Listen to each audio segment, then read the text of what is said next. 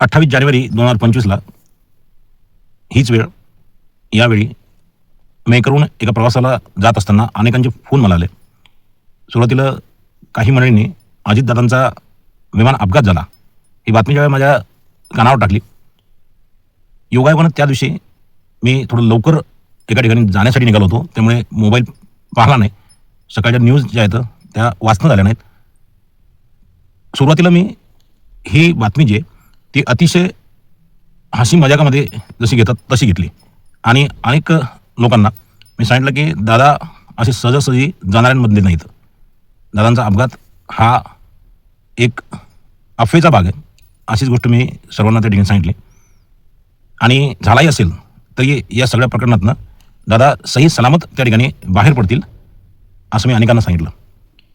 आणि पुढील अर्धा तास मोबाईलमध्ये कुठली बातमी घेण्याची मी तसदीसुद्धा घेतली नाही. या गोष्टीवर ठाम विश्वास होता की अजितदादासारखा एक लढवय्या आणि एक स्ट्रॉंग पॉलिटिशियन हा जाऊच शकत नाही, ही मनावर असलेली एक दृढ कल्पना. त्याच्यामुळे अर्धा तास मी अजितदादांच्या अपघाताविषयी माहिती घेतली नाही. परंतु ज्या ठिकाणी पोहोचलो देऊळगावमाळीला विद्यालयामध्ये, त्या ठिकाणी कळलं की अजितदादा विमान अपघातामध्ये गेले. 2024च्या विधानसभा निवडणुकीपासून अजितदादांसोबत जो काही थोडाफार संपर्क आला, प्रत्यक्ष अजितदादांना भेटण्याचा, बोलण्याचा, त्यांना जवळून अनुभवण्याचा योग 2024 विधानसभेपासून आला. दोन्ही राष्ट्रवादी ज्यावेळेला वेगळ्या झाल्या, मेहकर तालुक्यातील अनेक शीर्षस्थ नेते हे डॉक्टर शिंदे साहेबांच्या सोबत शरद पवार साहेबांच्या राष्ट्रवादीमध्ये गेले. अतिशय मोजके कार्यकर्ते, थोडके कार्यकर्ते हे अजितदादांसोबत मेहकर तालुक्यामध्ये राहिले. त्या मोजक्या आणि सर्वसामान्य कार्यकर्त्यांपैकी आम्ही होतो. इतर लोक इतर पक्षामध्ये गेल्यामुळे आपसुकच आमच्यासारख्या सर्वसामान्य कार्यकर्त्याला त्या ठिकाणी थोडं महत्त्व प्राप्त झालं. आणि त्या अनुषंगाने शिर्डीचं चिंतन शिबिर असो किंवा मुंबईच्या काही बैठका असो, आणि 2024मध्ये शिंदखेड राजा मतदारसंघ हा शिंदे गट किंवा BJPला सुटू नये अशी मागणी घेऊन मी माझ्या सहकार्यासोबत अजितदादांची भेट घेण्यासाठी मुंबई, देवगिरी आणि प्रदेश राष्ट्रवादी काँग्रेस पार्टीचं नरिमन पॉईंटचं जे कार्यालय आहे त्या कार्यालयामध्ये गेलो. 3 दिवसामध्ये अजितदादांसोबत जवळपास 5 वेळा माझी भेट झाली. आणि हा मतदारसंघ शिंदे गटाला किंवा BJPला देण्याऐवजी आपल्याच राष्ट्रवादी काँग्रेस पार्टीच्या निष्ठावंत कार्यकर्त्याला हे तिकीट विधानसभेचं त्या ठिकाणी दिलं जावं अशी सर्वात पहिली मागणी ही आम्ही अजितदादांसमोर केली. त्यावेळेला जवळपास 99.99% शिंदखेड राजा मतदारसंघामध्ये शिंगणे साहेब हे तुतारीमध्ये गेल्यामुळे त्यांना शह देण्यासाठी शिंदे गटातील उमेदवाराला ताकद देऊन, बळ देऊन, हे तिकीट देऊन त्या ठिकाणी शिंदे साहेबांना लढत द्यायची अशी मानसिकता पक्षामध्ये आणि खुद्द अजितदादा यांच्या डोक्यामध्ये सुद्धा ती झालेली होती. अजितदादांचे PA अनिल डिकले साहेब यांनी आम्हाला स्पष्ट सांगितलं की तुम्ही कितीही मागणी केली तरी ही सीट जी आहे ही एकनाथराव शिंदे साहेब आणि तुमच्या जिल्ह्याचे जे केंद्रीय मंत्री प्रतापरावजी जाधव साहेब आहेत यांची दिल्लीमध्ये चर्चा झाली. आणि त्या चर्चेतनं सिंदखेड राजा मतदारसंघ हा शिवसेना शिंदे गटाला आणि शशिकांतजी खेडेकर साहेब यांना ती सीट देऊ केली आहे. तुमचा आग्रह जो आहे तो निष्फळ ठरणार आहे. परंतु आम्ही जिद्द सोडली नाही. कोण उमेदवार त्या ठिकाणी होणार आहे, कोणाला हे सीट त्या ठिकाणी मिळणार आहे हे त्यावेळेला आम्हाला माहिती नव्हतं. परंतु अकोला, बुलढाणा आणि वाशिम या तीनही जिल्ह्यामध्ये राष्ट्रवादी काँग्रेस पार्टीचं जे घड्याळ आहे ते नामशेष होईल. कुठल्याही मतदारसंघामध्ये राष्ट्रवादीला या विदर्भ झोनमध्ये उमेदवारी नसल्यामुळे अकोला, बुलढाणा आणि वाशिम जिल्ह्यातून राष्ट्रवादी हद्दपार होईल. ही गोष्ट आम्ही अजितदादांच्या, विशेष करून अजितदादांच्या, त्यावेळेला ना आम्ही प्रफुल्ल पटेल साहेबाला भेटलो, ते होते त्या ठिकाणी, ना तटकरे साहेबाला भेटलो, ना भुजबळ साहेबाला भेटलो. आम्ही डायरेक्ट अजितदादांच्या समोर जायचो. 5व्यांदा ज्यावेळेला अजितदादांसमोर आम्ही गेलो त्यावेळेला बऱ्यापैकी त्यांना नाव लर्न झालेलं होतं. त्यांनी 5व्यांदा आम्ही ज्यावेळेला गेट उघडून एंट्री केली तर त्यावेळेला माझं नाव घेऊन की आता बस करा, या गोष्टीवर विचार चालू आहे आणि निश्चितच काहीतरी होईल. तर मी सिंदखेड राजा विधानसभा मतदारसंघामध्ये उमेदवारी मागण्यासाठी त्या ठिकाणी उमेदवारीचा अर्ज भरला नव्हता. तर हा मतदारसंघ हा राष्ट्रवादी काँग्रेस पार्टीच्या घड्याळ या चिन्हाला त्या ठिकाणी मिळाला पाहिजे याच्यासाठी मी अर्ज भरला होता. परंतु हा अर्ज अजितदादांच्या हातात त्यांनी त्यांच्या PA कडे दिला आणि त्यांची एक जी काही तपास करण्याची एक यंत्रणा होती, त्या यंत्रणेमार्फत माझा सर्वे करण्यासाठी, माझा तपास करण्यासाठी ते माझी कागदपत्र, माझा अर्ज हा संबंधितांकडे अजितदादांनी स्वतः दिला. या सगळ्या गोष्टीतनं आपण त्या ठिकाणी एवढ्या मोठ्या सिंदखेड राजा मतदारसंघामध्ये आमदारकीचं घेण्या योग्य नाही हे माहीत असताना सुद्धा आपण त्या उमेदवारीचे लायकीचे नाही आहे, तेवढी क्षमता, तेवढी कॅपॅसिटी, तेवढं जे पाठबळ किंवा तेवढं पोटेन्शियल हे आमदारकीला उभं राहण्या एवढं आपल्यात नाही आहे हे माहीत असताना सुद्धा केवळ हा मतदारसंघ राष्ट्रवादीला सुटावा या मागणीसाठी मी त्या ठिकाणी अर्ज भरणं किंवा तिकीट मागणं ही प्रक्रिया केली. परंतु ही मागणी करत असताना किंवा ही प्रक्रिया करत असताना खुद्द अजितदादा आणि एकूणच आमच्या राष्ट्रवादी काँग्रेस पार्टीच्या सर्व तिथं उपस्थित असलेल्या लोकांनी कधी असं जाणून दिलं नाही किंवा कधी अशी जाणीव करून दिली नाही की तुम्ही या पदाचे लायक नाही आहे किंवा तुमची तेवढा तुमचा आवाका नाही आहे, ही गोष्ट त्यांनी जाणून दिली नाही. म्हणजे अजितदादांनी जेवढेही काही अर्ज भरणारे आम्ही होतो त्याच्यामध्ये शशिकांत खेडेकर साहेब, सुनील कायंदे, त्याच्यानंतर गायत्री शिंगणे, योगेश जाधव आणि प्रशांत पाटील म्हणून मी, एवढ्या सर्व दिग्गज लोकांमध्ये त्या लोकांपेक्षा मी कुठं कमी नाही अशा प्रकारची वागणूक त्यावेळेला त्या सगळ्या राष्ट्रवादी काँग्रेस पार्टीच्या प्रदेश कार्यालयामध्ये होती.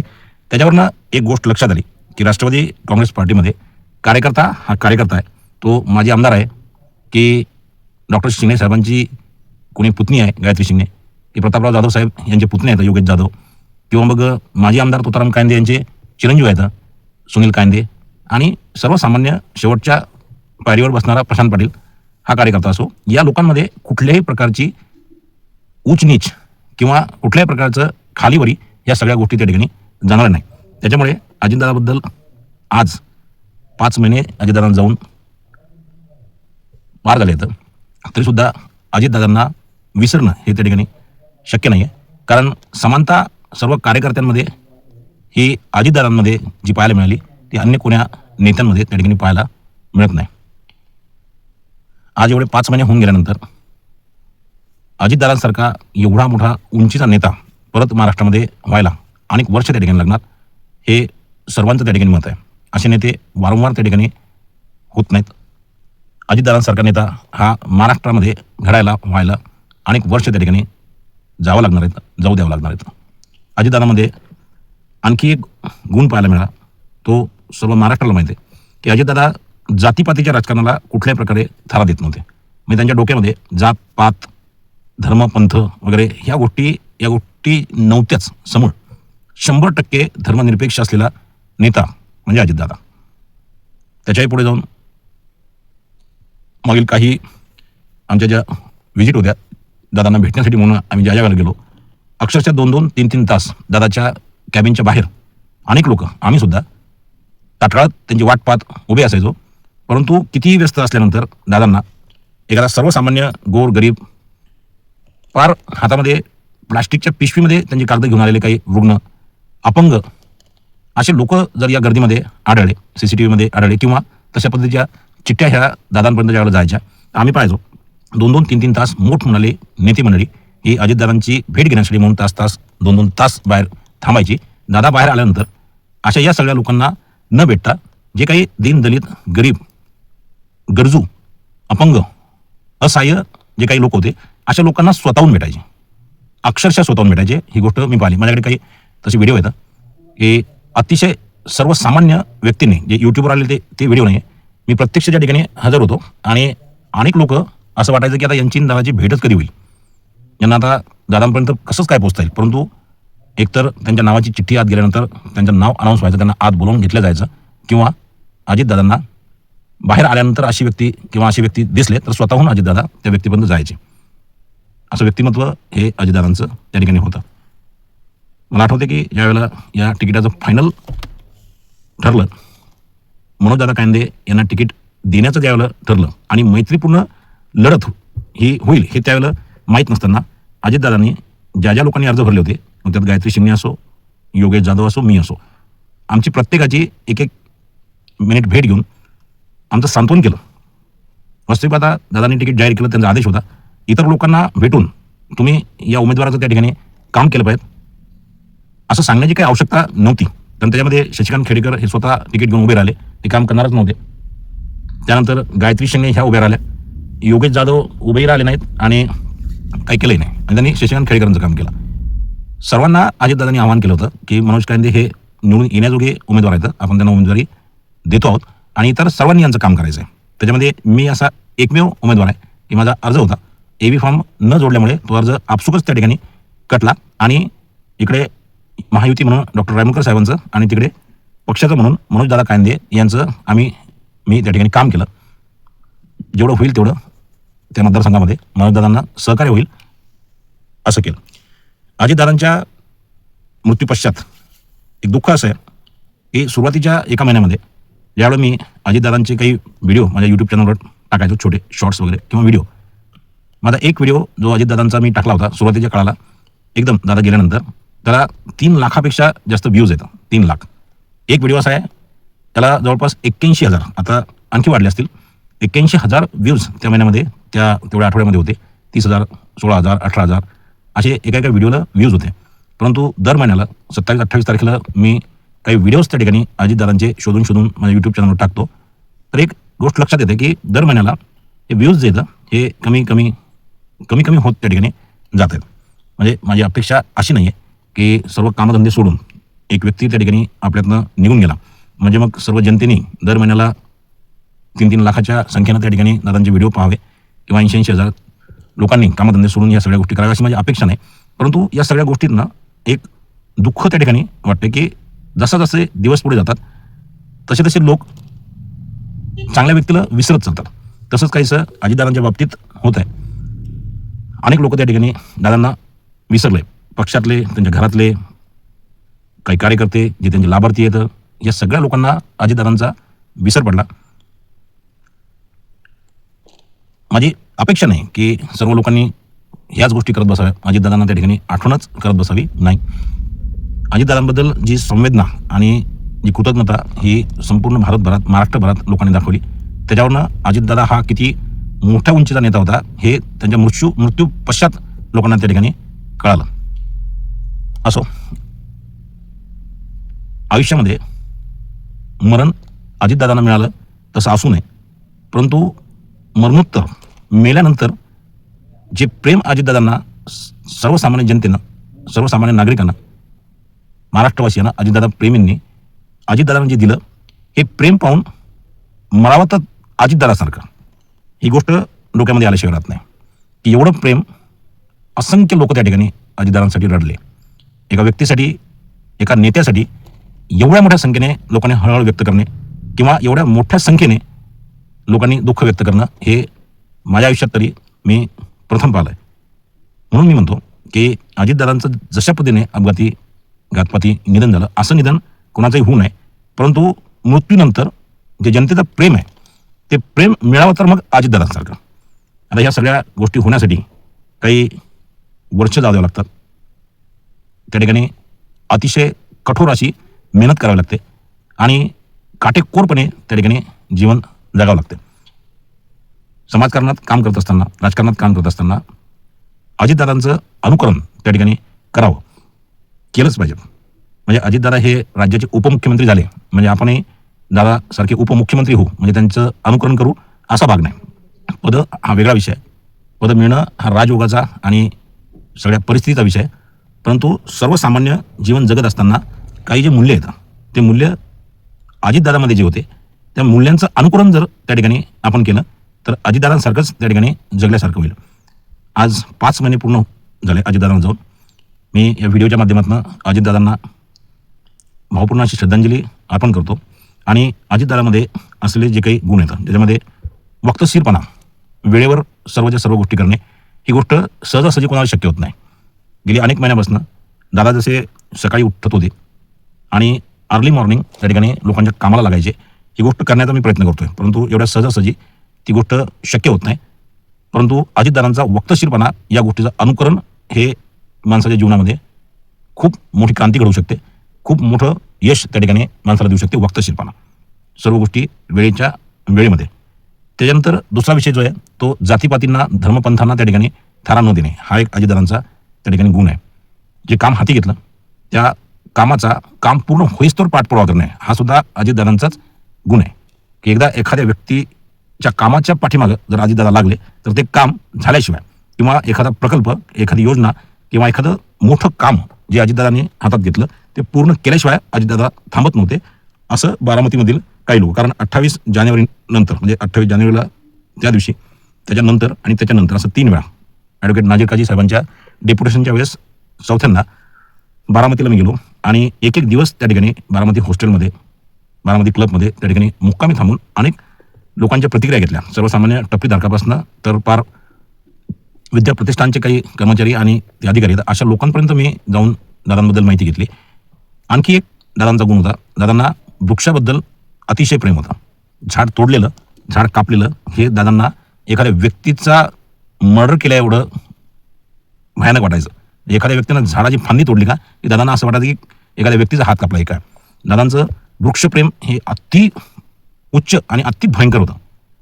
आज या विदर्भामध्ये जे आपण उकाड्याला त्या ठिकाणी सामना देतोय, 32 आणि 36च्या दरम्यान हे बारामतीचं आणि एकूणच पश्चिम महाराष्ट्राचं जे तापमान आहे, याला कारण आहे की अजितदादांनी वृक्ष संगोपन जे केलं, वृक्षाला त्या ठिकाणी संरक्षण दिलं आणि नवीन वृक्ष लागवडीसाठी जो अजितदादांनी पुढाकार घेतला, एवढा पुढाकार अजितदादांच्या नंतर किंवा अजितदादांच्या समकक्ष त्या ठिकाणी कोणत्याच नेत्यानं घेतला नाही. आणि ही काळाची गरज आहे. 20-25 वर्षापूर्वीपासून अजितदादा पवारसाहेब किंवा त्यांच्या मार्गदर्शनाखाली काम करणारे सर्व कार्यकर्ते हे वृक्षाचं संगोपन त्या ठिकाणी करतायत. म्हणून आज त्यांना 45-46 डिग्री जे काही आपण या ठिकाणी अनुभवतोय आपल्या विदर्भाच्या पट्ट्यामध्ये, या सगळ्या तापमानापासून त्यांना जी इजात जी मिळाली ती त्यांची 20-25 वर्षापूर्वीची दूरदृष्टी आहे. वृक्षाच्या बाबतीत सुद्धा अजितदादांचं अनुकरण करण्याजोगं आहे. वृक्ष संवर्धन, वृक्ष जतन, वृक्ष वाचवण्यासाठी, वृक्ष वाढवण्यासाठी अजितदादांनी जी काही मेहनत त्या ठिकाणी घेतली आहे त्याचं अनुकरण सुद्धा करणं त्या ठिकाणी आवश्यक आहे. राहिला विषय प्रशासनाचा, प्रशासनावर पकड ही तर अजितदादांची PhD होती. मी आत्तापर्यंत अनेक त्या ठिकाणी नेते होऊन गेले, अनेक प्रशासक होऊन गेले. त्याच्यामध्ये विलासराव देशमुखांसारखे, RR आबांसारखे, मुंडे साहेबांसारखे काही उत्तम प्रशासक जे होऊन गेले, त्या प्रशासकांमध्ये अजितदादांचं नाव सुद्धा समाविष्ट झाल्याशिवाय राहत नाही. अधिकाऱ्यांशी समन्वय, अधिकाऱ्यांवर वचक, अधिकाऱ्यांवर जरब आणि अधिकाऱ्यांकडनं काम करून घेण्याची धमक, हा सुद्धा अजितदादांचा एक गुण आहे. हा गुण सगळ्या राजकारणी लोकांनी त्या ठिकाणी अंगीकारला पाहिजे. हा आपल्यामध्ये त्या ठिकाणी आत्मसात केला पाहिजे.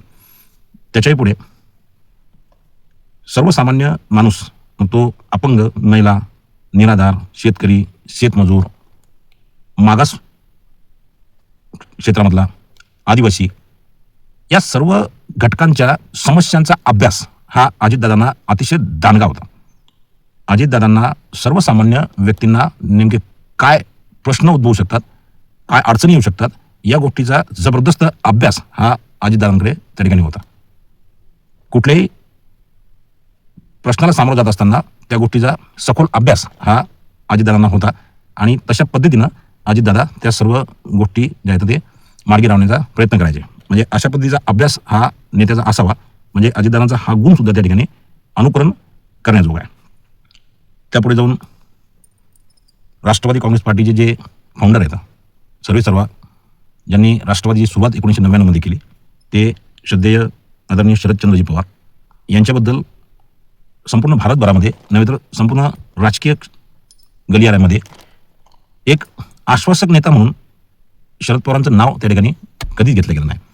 की कधी एखादी गुगली करून, कधी एखादी राजकीय खेळी खेळून शरद पवार हे समोरच्याला पटकी देतील याचा कधी नेम नाही. नेमकी ही गोष्ट अजितदादांमध्ये नव्हती. अजितदादांच्या बाबतीत ज्या काही आतापर्यंत गोष्टी आपण ऐकल्या, त्यामध्ये धोकेदायक किंवा दगलबाज नेता असं अजितदादांबद्दल आजपर्यंत महाराष्ट्रामध्ये, भारतामध्ये कोणी म्हटलं नाही. जो शब्द दिला तो शब्द पाळणे हा एक अजितदादांचा गुण होता. मग त्याच्यामध्ये नुकसान हो की फायदा हो. त्याचबरोबर अजितदादांमध्ये क्षमाशीलता हा एक गुण होता. लोकांना असं वाटायचं की अजितदादा हे अतिशय कठोर आणि अतिशय कडक असे आहेत, परंतु ही सगळी दाखवण्याची बाजू होती. या सगळ्या गोष्टी करण्याचा तो एक भाग होता, परंतु अतिशय हळवा आणि अडचणीमध्ये आपल्या कार्यकर्त्यांना, नेत्यांना त्या ठिकाणी वाचवणारा हा नेता आहे. कदाचित त्यांचा हा जो गुण होता, इतर लोकांना त्या ठिकाणी झुकतं माप द्यायचं, त्यांच्या चुका ह्या पाठीशी घालायच्या किंवा त्यांना अभय द्यायचं, कदाचित हा गुण जो त्यांच्यामध्ये होता, या गुणामुळेच की काय अजितदादांनी अनेक चुकीच्या लोकांना त्या ठिकाणी अभय दिलं, अनेक चुकीच्या लोकांना त्या ठिकाणी माफ केलं आणि त्याच लोकांच्या माध्यमातून अजितदादांचा त्या ठिकाणी घात झाला की काय अशी शंका संपूर्ण महाराष्ट्राला त्या ठिकाणी आहे. क्षमाशीलता हा सुद्धा एक चांगला गुण हा अजितदादांमध्ये होता. थोडीशी सावधगिरी बाळगून त्यांनी हा गुण जर जोपासला असता तर कदाचित आज दादा आपल्यामध्ये असते. अर्थकारणावर जो काही अभ्यास अजितदादांचा होता, म्हणजे 11 वेळा त्यांनी राज्याचा अर्थसंकल्प त्या ठिकाणी सादर केला. लाडकी बहीण योजनेसारखी योजना जी सरकारला त्या ठिकाणी राज्य शासनाला अतिशय याच्यामध्ये संकटामध्ये नेऊन घालणारी योजना असताना सुद्धा राज्यावर या सगळ्या गोष्टीचा जबरदस्त त्या ठिकाणी आर्थिक भार पडलेला असताना सुद्धा अजितदादांनी ही योजना जी आहे ती अतिशय यशस्वीपणे आणि राज्याच्या इतर सगळ्या गोष्टीवर कुठल्या प्रकारचा ताण न येता ही योजना त्या ठिकाणी राबवण्याचं काम अजितदादा पवारांनी त्या ठिकाणी भलीभाती करून दाखवलं, नव्हे तर यशस्वी करून सर्वसामान्य महिलांना त्या ठिकाणी लाडकी बहीण योजनेच्या माध्यमातून आर्थिक लाभ देण्याचा यशस्वी प्रयोग त्या ठिकाणी केला. मोठमोठे प्रकल्प जे आहेत हे महाराष्ट्राला आज जे मिळत आहेत ही अजितदादांची कल्पना आणि अजितदादांच्या कल्पनेतनं बाहेर आलेल्या ह्या सर्व गोष्टीचा परिपाक आहे. बारामतीमध्ये एका इंच जमिनीचा विकास करण्याचा ध्यास हा अजितदादांच्या ध्यानीबनी त्या ठिकाणी होता आणि अजितदादा यांच्या बाबतीत काही लोकांनी ज्या गोष्टी बोलून दाखवल्या त्या खरंच चिंताजनक, त्रासदायक आणि मनाला वेदना देणार आहेत. ज्या बारामतीमध्ये अजितदादांनी एखाद्या SP ऑफिसला लाजवेल असं पोलीस ठाणं त्या ठिकाणी आणलं आणि अजितदादांच्या मृत्यूपश्चात त्याच ठाण्यामध्ये अजितदादांचा FIR घेण्यासाठी त्या ठिकाणी नकार दिला गेला. अजितदादांचा FIR त्या ठिकाणी घेतला गेला नाही, याचं अजितदादांवर प्रेम करणाऱ्या प्रत्येक माणसाला त्या ठिकाणी दुःख आहे.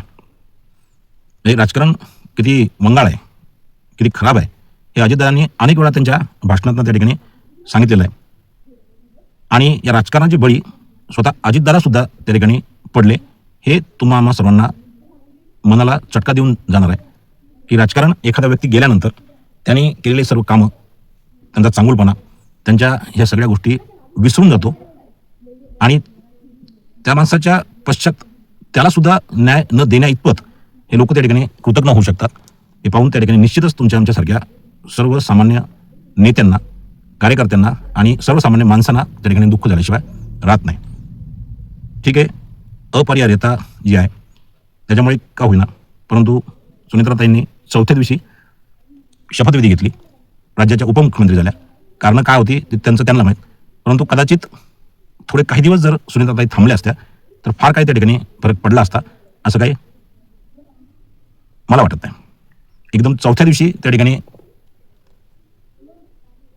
शपथ घेऊन अजितदादांबद्दल कुठल्याही प्रकारची आस्था नाही हा जो संदेश सर्वसामान्य माणसाच्या पर्यंत पोहोचवण्याचं काम हे त्या शपथविधीमुळे झालेलं आहे की लोकांच्या मनामध्ये आपसुकच एक भावना येऊन गेली की जर यांच्या घरच्या लोकांना काही पडलं नाही तर मग आम्ही उठाठेव का करायची.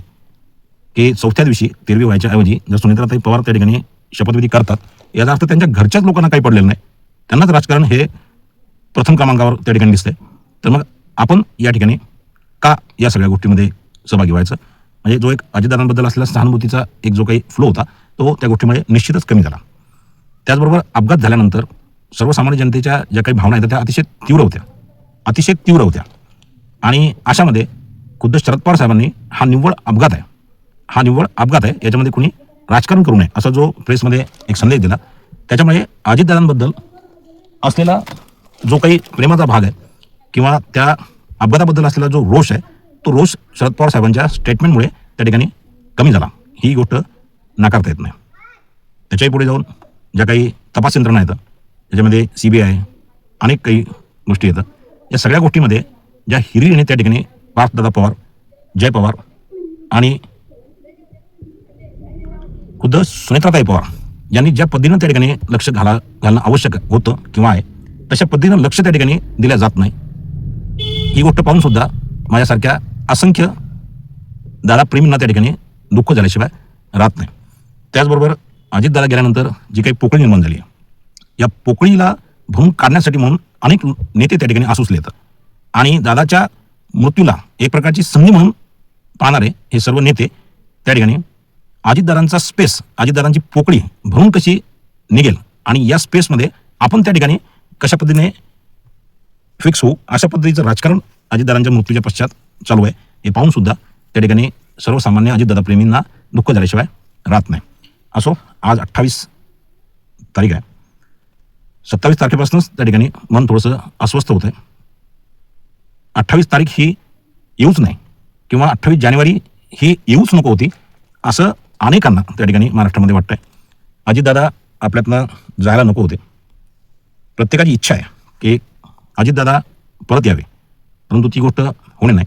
मी सांगितल्याप्रमाणे अजितदादांचं अनुकरण करायचं म्हणजे त्यांच्यासारखं मोठं राजकारणी व्हायचं किंवा त्यांच्यासारखं आमदार व्हायचं, त्यांच्यासारखं राज्याचं 11 वेळा उपमुख्यमंत्री व्हायचं हे आपल्याकडनं शक्य नाही. ही दुरापास्त गोष्ट आहे. परंतु अजितदादांमध्ये असलेले जे काही गुण आहेत ते स्वतःमध्ये अंगीकारणं हेच अजितदादांना खरी श्रद्धांजली ठरेल. पुन्हा एकदा दादांना भावपूर्ण श्रद्धांजली. जय महाराष्ट्र, जय राष्ट्रवादी. धन्यवाद.